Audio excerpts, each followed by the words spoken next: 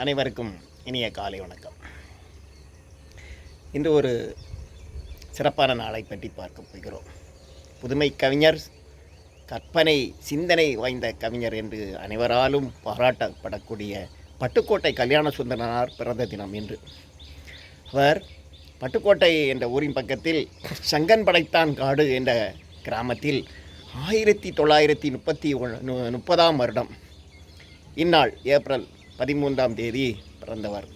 இளமையிலேயே கவிதை புனையக்கூடிய ஆற்றல் படைத்தவர். முதலில் திரைப்படத்துறையிலும் நிறைய பாடல்கள், அறிவுரையான பாடல்கள். பதிபக்தி என்ற படத்தில் தான் சின்ன பயலே அந்த பாடல் பாடியிருக்கார். நாடோடி மன்னன் என்ற படத்தில் தான் தூங்காதே தம்பி தூங்காதே அந்த பாடல்.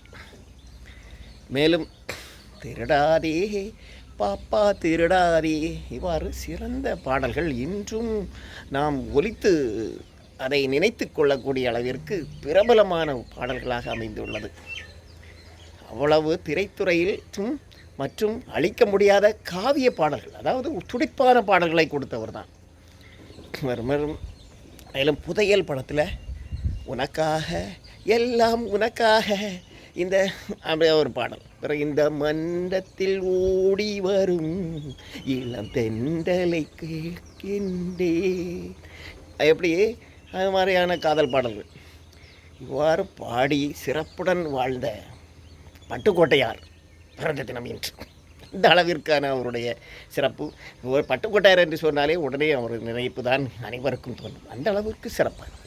ஆனால் 29 வயதிலேயே இறந்து விட்டார். அந்த அளவுக்கு 1959 வருடம் பாருங்களா.